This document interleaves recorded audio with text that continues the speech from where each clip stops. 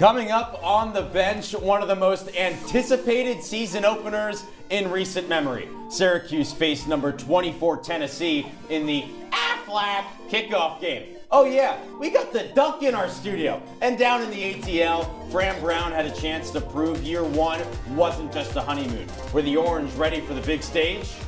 And while football just began its season this weekend, both Syracuse men's and women's soccer are well underway now.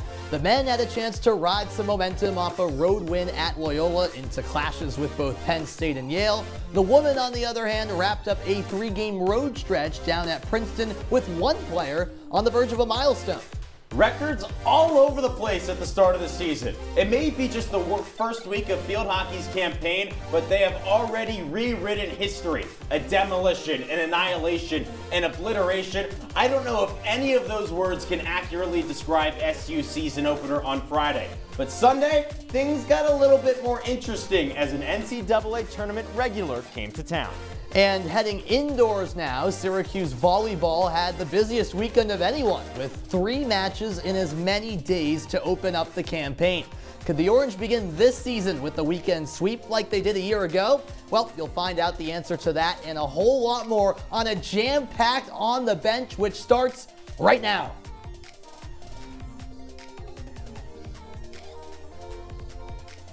Hey there everyone, and welcome into our CitrusTV studios. We're back after a long wait, and we're so excited to be here. I'm Adam Gotkin alongside Sam Reis and the Aflac duck, which somehow makes noise. You can Aflac. That's making the noise.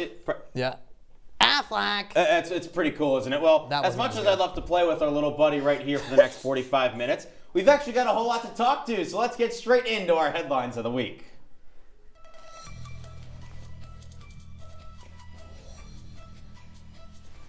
We start with some campus-wide news. This past week, Chancellor Kent Syverud announced he is stepping down at the end of the academic year. After 12 years at the helm, he leaves a complicated legacy during a time of mass uncertainty in athletics. Syverud transformed the JMA Wireless Dome and the John A. Lally Athletics Complex, but on the court and the field, the school's premier programs, men's basketball and men's lacrosse, hit generational lows. And following this weekend's season opener against Tennessee, Syracuse football's head man Fran Brown dropped some noteworthy news surrounding tight end Jamie Tremble on Monday. Well, actually, he's not just a tight end anymore, because he announced that we can expect to see Tremble as a starting linebacker going forward as well. Tremble did play 18 defensive snaps on Saturday, in addition to making 1 catch on offense. Brown also mentioned that we should anticipate multiple other two-way players when Syracuse faces UConn this Saturday. Well, that sounds like a fun story, but maybe the biggest one of the summer happened all the way back in early June. Former All-American and national champion Reggie Thorpe was named the head coach of the Syracuse women's lacrosse team. The SU alum spent 10 years on Gary Gates' staff as an assistant, then the past 4 years as the associate head coach at Florida. Thorpe helped lead the Gators to back-to-back Final Four appearances for the first time in program history. Now the Hall of Fame player returns to the Hill, hoping to bring the Orange their first national title. Take a look at one of the key moments from his introductory press conference. And we're going to build around our pillars, right? You know, the pillars that made Syracuse lacrosse one of the most elite schools in the country, like John said. You know, alumni. We're going to get our alumni back engaged and be a program that values our past, and we're going to lean on them for support. And then our fan base. We're going to continue to build and engage the fan base, right? Year in and year out, we lead the country in attendance. Thank you to everyone for your belief, faith, and trust in me.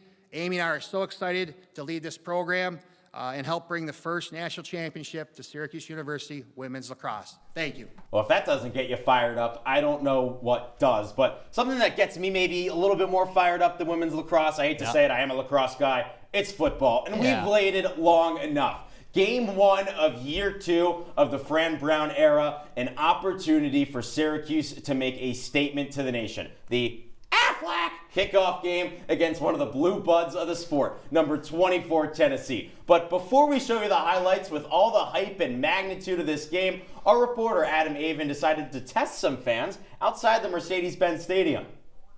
That's right, guys. We're here outside Mercedes-Benz Stadium in Tailgate Town, where all the Tennessee Volunteers fans are hanging out.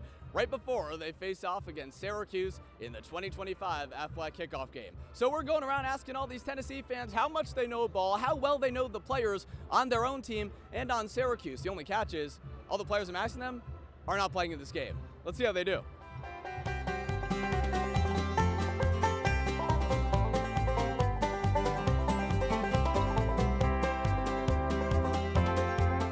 I'm here with some diehard Tennessee Volunteers fans. You're a diehard Tennessee Volunteers fan, I assume. All right, so you're a ball knower, you're a Tennessee fan? I am, yes, sir. Hey, Santa Vols, thank you so much for joining us today. Yes, sir. Glad to be here. All right, he brought us some candy canes, guys, as well. All right, so I'm assuming you're a really big Tennessee fan. Yes, sir. Obviously, Joey Aguilar is getting the start today, but were you surprised that after Nico Maliava's absence that they didn't go with Max Gifford as starting quarterback? Yeah, Max is a pretty good guy. Yeah, they have a history of getting these these paisans there. They got Steve Angeli now. They got Tommy DeVito, but they had this guy already on the roster, Gino Antamarino. They have a long string of guys. Were you kind of surprised that they chose Angeli over Gino Antamarino? He was a 5-star from Alabama. He came to the team. He was the bench. Syracuse fans are expecting Luke Burgess to have a really big season. But do you think that Tennessee defensive line, obviously you guys play in the SEC, you think you can compete with a guy like that? I think if he was that good, he would be in the SEC. Oh, Luke Burgess, you don't want We the know smoke, what my man. conference is. This has been going great so far. He's a string of receivers, Luke Burgess and who they got? Andrew Del Piano. They got a bunch of guys. I think guys like, Hudson Ridley at corner and some of these other guys, out of Gotkin on the defensive line. Them with Sam Reis. I mean, this whole Syracuse defense has returners coming back. All right, we're going to see if Tennessee can go up against Adam Gotkin and that Syracuse defensive line. We're going to be good. What? Who's Gotkin? You guys got him last year from Maryland.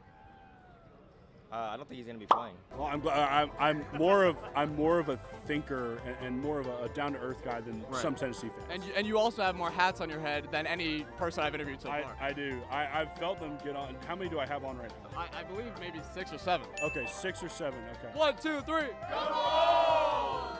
Come on! Come on! I mean, guys, we are having way too much fun out here. I think we're done talking with fans for now. So I'm going to head inside to Mercedes-Benz Stadium, and I think it's time for you guys at home to see how this game is about to go down. Adam and Sam, back to you in the studio. Alrighty, let's get going. The most anticipated season opener, maybe this century for Syracuse football, and it did not get off to a good start. They went down 10-0, but got the ball back here on a fumble from Joey Aguilar, so maybe a chance to respond.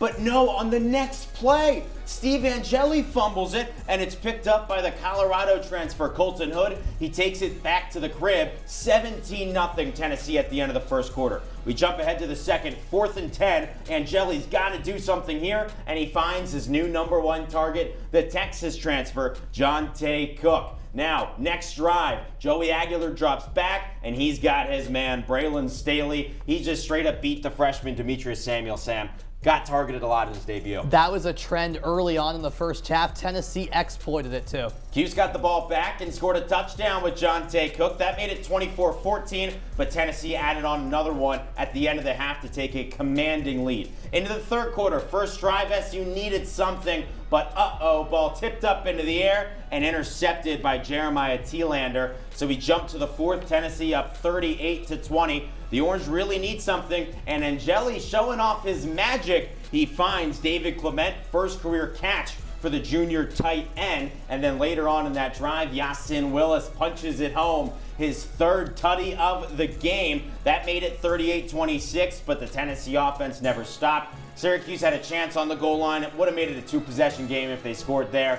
A loss 45-26 in the opener. Not the start that Syracuse was hoping for. Adam Avin has the recap. Hey guys, I'm back.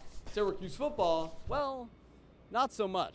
In a clash of the Orange, it was Rocky Top that came out on top. The Vols defeated the Orange 45-26 in today's Aflac kickoff game, and as you just saw in those highlights, Joey Aguilar and that Tennessee SEC offense was just too much for Syracuse to handle. After the game, head coach Fran Brown said it wasn't so much about experience, but just that the other team across the field from them was way more ready. This is a game of execution. It's not about the players, it's about being able to execute, and that starts from the top down. I think they was the better team, they beat us today. He was the better coach than I was. He had his team more prepared than I had our team, so therefore they're 1-0 this week. We 0-1 right now, and I'm just looking to go 1-0 next week, to be honest. And some of the positives for Syracuse in today's game were the players who were on the bench last year, who today took their rightful place as starters in orange on that field for the first time. Quarterback Steve Angeli, the transfer from Notre Dame, had 200 yards through the air, and running back Yasin Willis had 100 yards on the ground and 3 touchdowns, perfectly replacing his running back counterpart LaQuinn Allen from just a year ago. Now the duo and head coach Fran Brown look to get their team back in the dub column next week as Syracuse faces UConn at home in the Dome at noon. Reporting from Mercedes-Benz Stadium, I'm Adam Avin, Citrus TV. Adam, thank you so much. A really interesting game when it comes to the rushing attack for Syracuse because Sam Yasin Willis was good. He had 3 touchdowns, but the efficiency as a team wasn't there. Only 2.3 yards per carry. Doesn't get the job done. No, it doesn't, but there's still promising signs there. Willis with a lot of plays with yards after contact. Oh, yeah. He's the power type of back with strength. And then on the other side, you got Nixon, who has that speed too. So they complement each other well. They do, but on the other side of the game, a lot of concern with the Syracuse defense giving up 6.2 yards per carry. That's got to be fixed. It does. Tennessee just ran all over Syracuse, and their line was destroyed too. It was, and well, as much as we like to keep talking football, it's time to move on and talk some football. The team that won the national championship 3 years ago, Syracuse men's soccer, had a big game against Penn State and then took the road to take on the Yale Bulldogs, a team that hasn't won in almost 12 months. We'll tell you all about Ian McIntyre's squad when we return on the bench.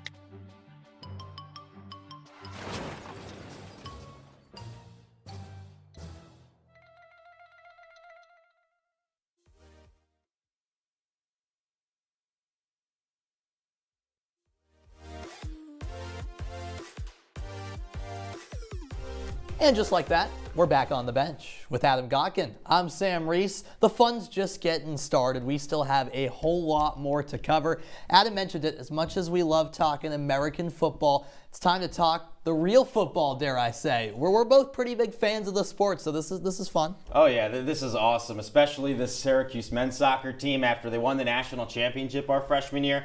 And Ian McIntyre, you can't not love him. He's got the best personality of any coach on this campus. I love him in the kit right there. Oh, it's awesome. But the reality is that he just does the coaching, and Adam brought it up right there. Just 3 years ago, Syracuse men's soccer did reach the pinnacle by winning its first ever national championship. Now, since then, the Orange had been on a bit of a downward spiral, which is only what you could expect, and they did miss out on the NCAA tournament last season. A big reason why, Adam, is because of how much roster changeover there has been over the years. I mean, just 3 players remain from that national championship team, and that wasn't too long ago. No, it wasn't long ago at all. I mean, we were freshmen, we're still here, so that just tells you there weren't 4-year players there then. And you can see this change making an impact on the field again this year as Syracuse drops its opener to UConn at home. They did bounce back with a win, though, against Loyola, but still, this team not exactly where it wants to be right now. No, and so after that frustrating opening day loss against UConn on home turf, that road win at Loyola did give them a little bit of momentum, and Syracuse then returned home to take on Penn State, a squad it didn't play last year but did play the previous 3 seasons. So without further ado, let's go to the SU Soccer Stadium to show you how this one played out. A non-conference matchup renewed after they took an off year last season. Now, the big news heading into this one was that Caden Grabfelder, Penn State's most lethal attacker, was out for this game, serving a suspension after a red card in the game before against Army. And Syracuse took advantage. Just 13 minutes in, it's a one-time finish. Kelvin DaCosta takes advantage of a missed clearance opportunity for Penn State. State his first career goal. But speaking of first career goals, it's a Freddie Bell banger late in the first half. 1-1 at the interval, and then in the second half, the Nittany Lions did control more of the possession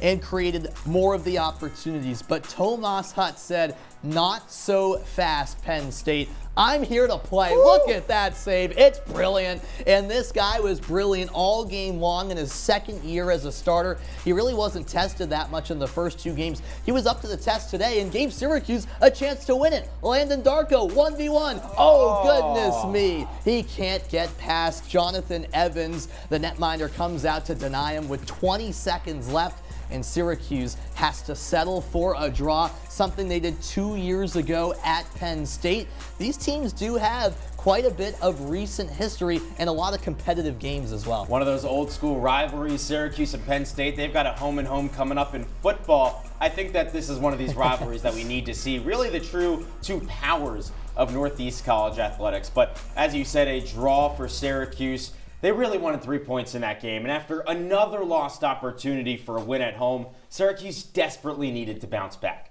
Yesterday, the Cuse traveled to the pizza capital of America, New Haven, Connecticut, to take on a Yale squad that's gone nearly 12 months without a win. Could the Orange cook up a slice of success to get back on track? Well, they would need to get going early. Only first half goals this season, and the Cuse were attacking at the start of this game.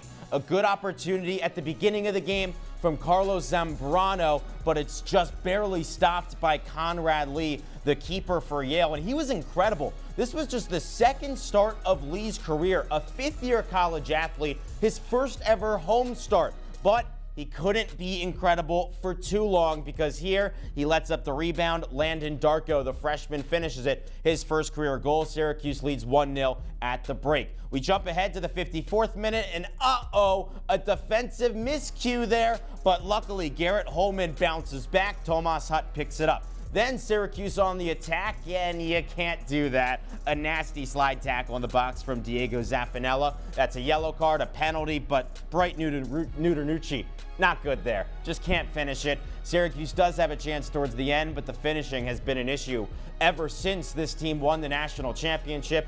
Syracuse picks up the win, just 1-0. We've got our beat reporter Adam Hipsky in studio to help break it down. A win for Syracuse and a win in studio now, Adam. Thanks so much. That's because we have another Adam, a superior Adam, dare I say, and Adam Hipsky joining us, our men's soccer beat reporter. We mentioned it, a lot of new faces on this team. So early on in the season, is there one newcomer out of the 12 on this team that have really stood out to you? Yeah, plenty of options, Sam. You hit on it right there. But one guy that's absolutely jumped off the page, it's Landon Darko, the freshman, already on the score sheet as a first-year guy for Ian McIntyre and company. But man, he has been so impressive already with that goal in the Yale game. But Penn State, he had a chance to win it and really assert himself. But I looked at that as a positive in the long term for the Orange, showing poise well beyond his age, not afraid to get involved in those key moments. That's rare for a freshman, and I think Landon Darko has the chance and potential to be a true centerpiece for Syracuse in the years to come. It's a good shout. Scored his first goal against Yale in his young career. We've touched on a positive for the Syracuse team, but where is this team lacking? What improvements do you need to see for this team to compete in the ACC? Yeah, I think it's easy, and you look at those 2 results that didn't end up in wins, the draw against Penn State and the loss against UConn, and it was that this team really struggled to control possession. Lots of turnovers and lots of sloppy play. And this is something that Syracuse needs to improve, especially against these top ACC teams. Sam, you mentioned getting back to where they were a few years ago. You do that by competing against some of the best in the ACC, and that's not what Syracuse has right now in this midfield. You're leaving your forwards isolated when you can't connect on these passes. The defense has been solid. The defense has been extremely impressive through these first handful of games, but when you're under too much pressure, it causes too much stress on a defense, and Tomas Hutt can only do so much. He's standing tall early, but at the end of the day, you have to be better in the midfield. That's something Syracuse aims to work on going forward. Adam, I could talk footy with you all day, but that was a fun time. We've unfortunately run out of time, but make sure to follow this guy right here on X at Adam Hipsky for coverage of Syracuse men's soccer throughout the rest of the fall. Okay, we're up against a break here on the bench, but worry not, we're not done with soccer just yet. We're going to focus on the women's side. They went down to Princeton in New Jersey. One player in particular on the verge of a milestone. You won't want to miss it. We discuss it next. On the Bench continues after this. Come on, it's not that hard. My big man fingers are having a problem with these little tiny buttons. Whoa, watch it there. Your blood pressure's gonna go through the roof. Tell me about it. I'm trying to learn how to get it down. Instead, it keeps going up. High blood pressure can increase the risk for heart attack or stroke. Learn how to keep yours at a healthy range. Ever hear a voice command? Just say text barbershop to 97779. That's not what I said. Just give me that. Now my blood pressure's up. Look at you. You're at the top of your game. You're unstoppable. Nothing can throw you off track. Wait, is that your car? Uh-oh. Yeah, I saw that coming. That will throw you off track. You're looking at around 10 grand in fines, legal fees, and increased insurance rates. Let's try this again. Smart move. Because buzz driving is drunk driving.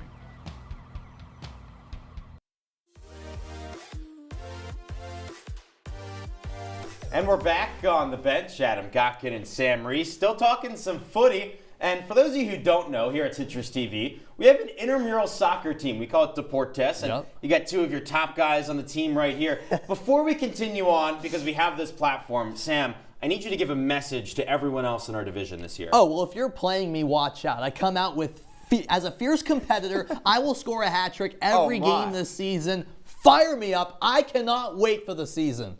You don't want to see this guy on the pitch. He's going to get a lot of red cards. Not very disciplined. No. Oh, come on. He's fun, though. I'll settle down. Okay. Yeah. Well, there is another soccer team on campus that's not Deportes, and that's the Syracuse women's soccer squad. It's a program that has really struggled recently. The Orange have not picked up a win in conference play in each of the last 2 seasons. It's been almost 1,700 days since they've won 2 games in the ACC. So they really needed to pick up a lot in the offseason, and really the big thing with them is 2 key additions on the back line. The transfer from Penn State, Natalie Magnotta, and from Kentucky, Jasmine Nixon, who, if that last name Nixon is familiar, that's Will's sister and Jeff, the offensive coordinator on the football team's daughter. Yeah, that's pretty awesome to see Jasmine come here to Syracuse. But, you know, with a few names anchoring that back line, there were some question marks coming in. Them combined with Vanderbosch have been very impressive holding down the fort. They were especially impressive in the first game of the season, beating Charleston Southern 5-0, but in Game 2, a 2-1 loss to Niagara, the squad picked to finish in the bottom half of the MAC.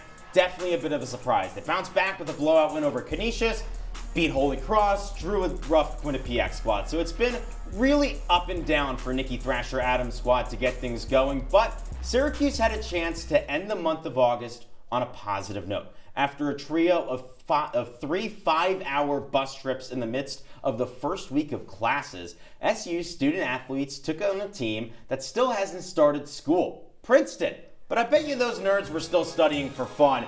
I'll tell you this though, I don't think they were studying Syracuse because they were not ready at all for the Orange at the start of this game. The long throw from Mia Clommer and a good chance for Gabby Wisbeck almost had her first career goal. This offense struggling, but luckily Shea Vanderbosch in net is perfect. There's career save 299. 2 minutes later, 20th minute, Shea Vanderbosch does what she always does. A superhero-esque save for the 300th of her career. A really excellent milestone for Shea Vanderbosch, just the 4th player in Syracuse history to reach 300 career saves. And Sam, that's a list with some really good goalkeepers on it. She's joining great company. This is a phenomenal accomplishment for someone who's now in her 3rd year as a starter, and so many times she's really kept the Syracuse team in games. You say she joins great company. The person on top, Courtney Bronson, she's the starting keeper for the Irish national team. Started in the World Cup. Shea Vanderbosch is on track to overtake her by the end of the month of September. But this game wasn't done yet. We're into the second half down in New Jersey, all the way ahead to the 77th minute. And we've got some controversy here. I'll let you pause it. Did that go in? Vita Nyhin's shot. The officials say no. Still 0-0. Nikki Thrasher-Adams not too happy about that one. But Princeton now on the attack. They got a shot off from Nina Cantor, denied by Shea Vanderbosch.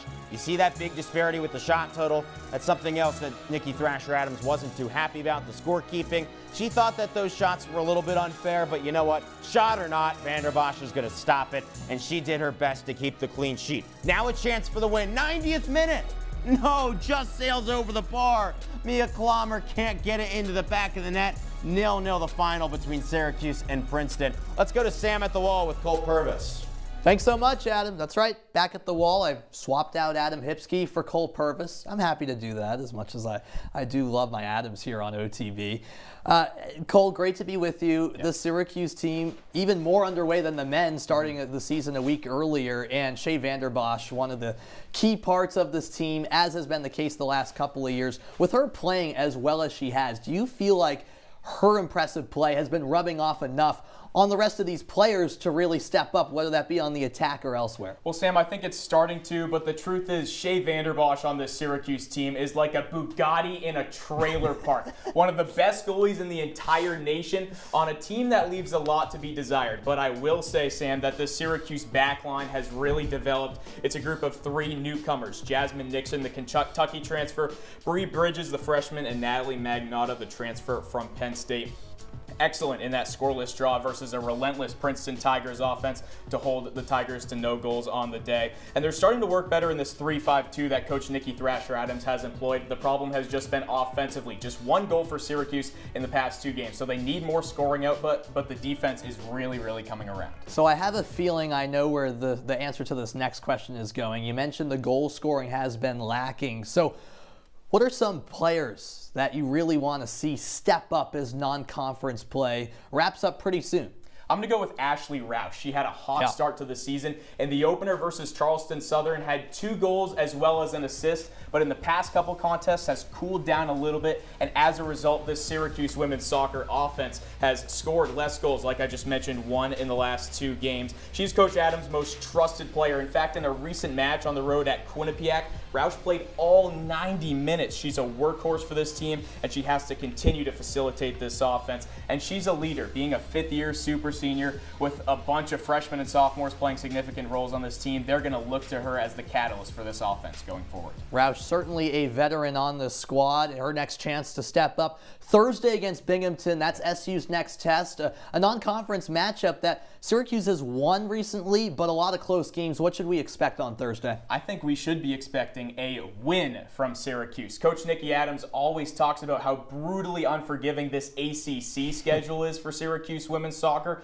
These are the layup games on their schedule, these non-conference games against a bunch of mid-major teams. They have to make their layups. They cannot draw like they have in the past couple games. They certainly cannot lose. This has to be a W for Syracuse, and look for the Orange to kind of spark the offense a little bit. Maybe toss another forward out onto the field to try to reinforce those goal-scoring ways that we saw earlier in the season. Well, Cole, if anyone wants to find out if Syracuse gets that W, you'll want to follow him on X at Cole_Purvis and throughout the rest of this women's soccer season. That's all the time we have. Thanks so much, Cole. Great insight and great coverage of the team so far. You'll want to make sure you follow him the rest of the season. But after a break, we're talking volleyball for Syracuse. They were busy. 3 matches on opening weekend. We'll let you know how they fared. And it wasn't only volleyball in action here on the Hill. Syracuse field hockey opened its season this weekend with a couple of non-conference matchups. We'll tell you all about it next.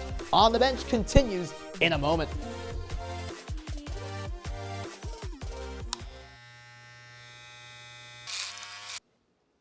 You've messed up your son's haircut. Mom?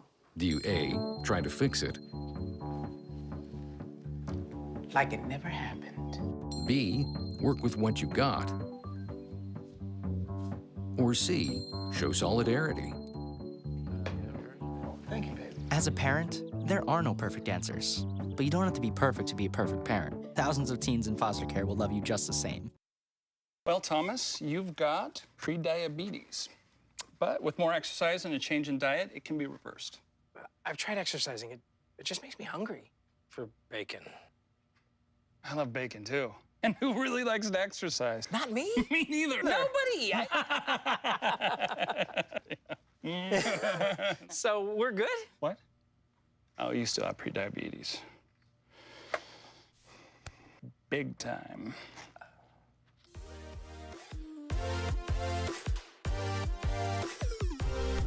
We're back on the bench with Adam Gotkin. I'm Sam Reis.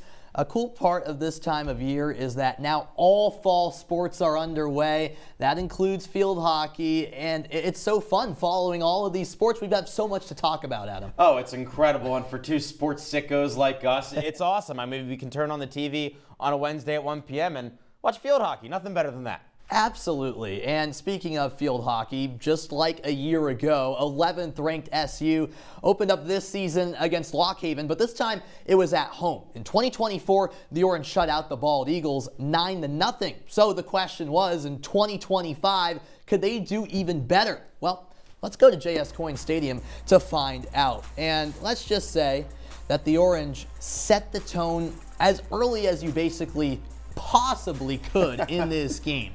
20 seconds in from a penalty corner.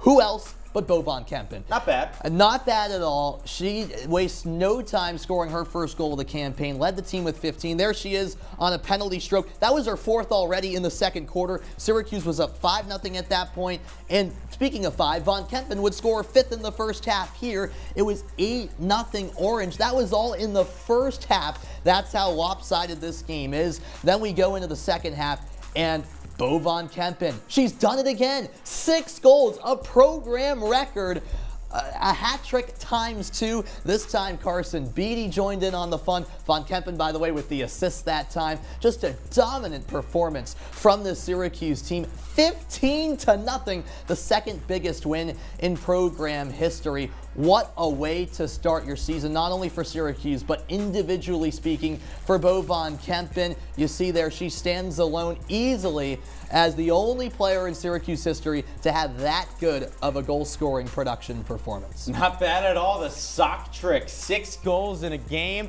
She was 1 away from tying the NCAA all-time record. It's just special stuff to start the season. And as much praise as we're heaping on Von Kempen, how about Patty Strunk? Not bad. 6 assists. 6, the magic number. She didn't have any all of last season. She was the primary playmaker, now the main APC taker to set up Von Kempen, and that is also a program record for Strunk. What a way to start the season. Big stuff, and an incredible way for Syracuse to start the season. A very special one, because 10 years ago was when the Orange won their only national championship. Now, if Syracuse found a way to top that opener, I think you could just hand them the trophy again on a silver platter. But as expected on Sunday, things got tougher as the Cuse took on Fairfield. The Stags have made the NCAA tournament 3 of the last 4 years, and we're hoping for a marquee win to end the month. This is a program that wins the NEC almost every year, but has only ever beaten a ranked team once, and they did not get off to a very good start at all. Syracuse controlling possession. Hattie Madden, the junior, with a nice flick and a finish from Liz Stanga. That's her first goal of the season after 3 assists in the opener. Bo Von Kempen, of course she gets on the board here. Patty Strunk with another assist. She's up to 8 on the season at the end of this game. Wilhelmine Bogart led the Orange last year with 9 assists all year. Bo Von Kempen adds on another. Syracuse leads 4-0 at the half. Now, Von Kempen again scores. She becomes the first player in Syracuse history to record a hat trick in back-to-back games. But Fairfield was competitive. Here's a goal from Pilar Mengati. Second of the game for the Stags. There's a lot of concern right now with these goalkeepers for Syracuse because they faced 2 shots on net, gave up 2 goals, but Syracuse does win it 5-2. And so after a great win for Syracuse field hockey, a great couple of wins to begin this season, Adam, the Syracuse volleyball team also began its season over the weekend. So as much as I love these outdoor fall sports, over on the hardwood, Syracuse volleyball actually had the busiest weekend of anybody, playing 3 non-conference opponents in as many days. And just last year, the Orange actually started an incredible 12-0 in non-conference play before struggling in ACC action. But that hot start did give a lot of promise for this team, especially considering that it's a very talented sophomore class from last year, now juniors coming in, headlined by Zaria Haraswati. And then you add in the fact that 2 Nevada transfers have come in, and Taya Maeva and Gabriella McLaughlin, who are, by the way, captains on this team. It's an interesting dynamic, but an exciting team to look out for this year. It is a very exciting team to look out for, and in this opening weekend, it was a very similar start to how they got things going last year. When Syracuse went 15-0 in non-conference play, they kicked off the season with the Salt City Classic. This year, looking to replicate that success, Bakir Ganeshratnam hosted the event again. Niagara, Ryder, and Lemoyne all headed to the women's building for the weekend, and SU came out 3-0. A pair of sweeps on the bookends with a 3-1 win over Ryder in the middle of them. That last win over Lemoyne was pure domination, 25-9, 25-19, and then 25-8. McLaughlin was the star. She led the Orange with 42 kills. And as a team, Syracuse had 10 aces in that final game against Lemoyne. They just straight up dominated, very similar to last year's game between the two Central New York squads. Our beat reporter, Ryan Croke, tells us more about that. Nearly a year ago, CitrusTV's Josh Solomon reported on a Syracuse volleyball sweep of Lemoyne in this very spot. Today, I'm doing the exact same thing. The Orange took down the Dolphins in straight sets this afternoon to conclude their Salt City Classic slate. Here's what head coach Bakir Ganeshratnam had to say about how his team fared against the Dolphins. I thought we served really well, which really helped putting pressure on Lemoyne and kind of slowing down their offense a little bit. They couldn't really get the middles established, which really helped us setting up our defense, and then really allowed us to stay in system and getting production from not just 1 or 2 players, from multiple players. So I think the tempo was really good, and that allowed us to put pressure on them more. Today's match was eerily similar to the one from last year, but it was quite different from the 2 that Syracuse played earlier this weekend. Outside hitter Skylar George made her first start of the year after coming off the bench against Niagara and Ryder. Coach Ganeshratnam was very pleased with the performance he got out of the redshirt sophomore. We have 4 really good hitters that can come off and be in the lineup at any time and produce for us. So I'm really happy to see that from Skylar. But I mean, she has produced even coming off the bench for us, so it was just a matter of time for her to be in this position. And I'm happy for her performance tonight. SU goes on the road for the first time this season to play in the U-Albany Invitational this upcoming weekend. The Orange meet the Great Danes at 6 on Thursday. Reporting from the women's building, Ryan Croke, Citrus TV. Ryan, thank you so much. That guy's a trooper. 3 games in 1 weekend, not an easy task. You know what else wasn't an easy task? Picking the performers and plays of the week, because it was a very exciting one around the hill. But we'll show you all of them when we return on the bench. Every time I hear the alarm bell go off in school, I think it's an air raid. A lot of houses in our neighborhood have been destroyed. I like to close my ears and sing songs whenever the bombs come close. I'm worried our new neighbors won't like us. But I know it's all gonna be worth it. I just want my family to be safe. But these are not my words. These are not my words. These are not my words.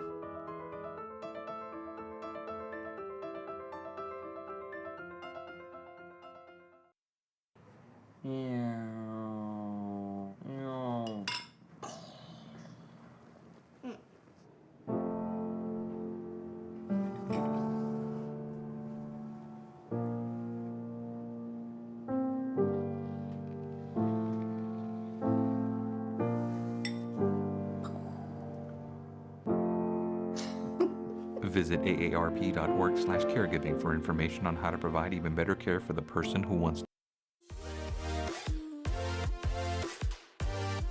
Welcome back into On the Bench. We're just about ready to wrap things up. Adam Gotkin alongside Sam Reis. But we can't end things without going through our performers of the week and our plays of the week. And we'll start things off with performer number 5, A returner to the hill, the goalie for the Syracuse men's soccer team, Tomas Hutt. He was really good last time out against Yale with a clean sheet. Gave up just 1 goal in that game against Penn State, but the reason he's a performer of the week is what he did in the clutch moments.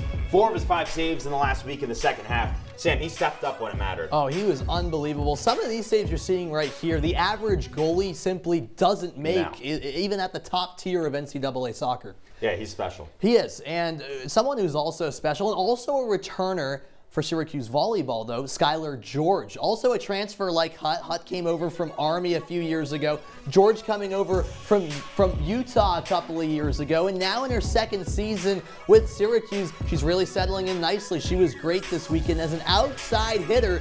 She recorded 10 digs in the match against Lemoyne alone. Also had 9 kills against the Dolphins, 16 digs, 19 kills over the weekend.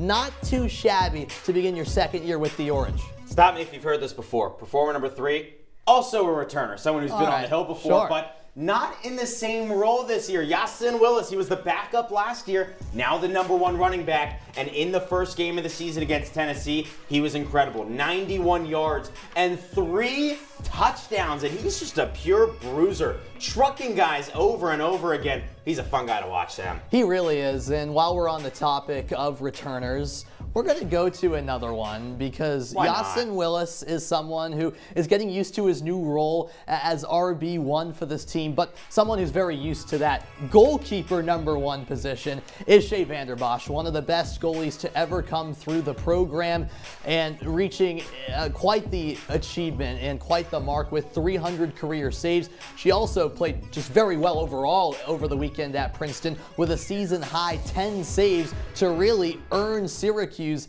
a 0-0 hard-fought draw. All right, so here we go. Performer of the week #1, and you guessed it, it's a returner. Bo Von Kempen. Now, there was a lot of concern of whether or not she would be back. A whole lot of eligibility issues in the offseason, but she is. And how about this opening weekend?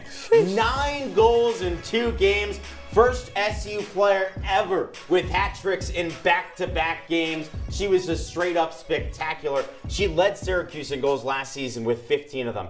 How about 9 in the opening weekend? That's not too shabby. She's well on pace, I would say that. All right, I love, the best performers of the week, but my favorite part, top plays. Oh, yeah. Let's go right into number 5 because these are so fun. We start on the pitch. Kelvin DaCosta, the Mozambique native, waiting for his opportunity. What a one-touch finish. First career goal. And that's not an easy technique right there, Adam. Yes, he did get the benefit of a deflection here. It's still a nice form right there. I'm expecting that out of you in our first CitrusTV Deportes match. That's a rocket right there. I got Something, Sam, no offense to you, I don't think you could do is get too many kills on the volleyball court. No, I could not. Yeah, I can't reach the net. No, I think that all these players are much taller than you, including Gabriella McLaughlin, who picked up her 1,000th career kill in the win over Niagara. She, again, is the transfer from Nevada, a captain on this team as a transfer, and what a special moment for her. Career kill number 1,000 in her debut weekend. All right, let's roll right along to play number 3. We go onto the turf. Football. Steve Angeli, he's sacked. No, he's not. He avoids 2 sacks. David Clement with the reception as well. Right place, right time. That was a 4th and 10 conversion right there. This was early 4th quarter at the time. That kept Syracuse in the game. Was a cool play. Yes, did Syracuse win? Unfortunately not. But hey, Angeli maybe a little bit more nimble than we thought. That looked pretty good there. He can move. And you know what? Someone else who can move in net, Shea Vanderbosch. Of course, this has to be a top play. Career save number 300. And of course, it's a Superwoman-esque save. She's just spectacular. She does the hard things so easy. She is one of the best goalies in the country. There's no debate about it. She's going to be the SU career saves leader by the end of the month. She will. Let's go from keeper to keeper. Play number 1. It's Tomas Hutt. He was brilliant all second half long. That is an insane save. Tomas Hutt was on his head. That was just unbelievable. Goes full airmail out to the side to stop it. What a save by Tomas Hutt there. And what a first week it was on the Hill. We love Syracuse sports. We're so happy that On the Bench is back to bring it to you, and we're so excited to be with you for the rest of the semester. Well, we're done with show number 1. For Sam Reis, I'm Adam Gotkin. We'll end things as we always do with our images of the week. The most anticipated season of Syracuse football in ages begins today. The Orange open a gauntlet of a year with a star-studded battle against number 24 Tennessee.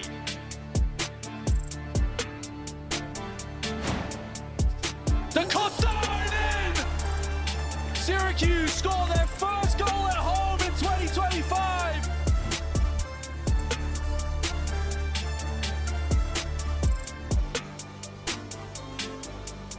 Flips off to Willis, and he is in for a touchdown.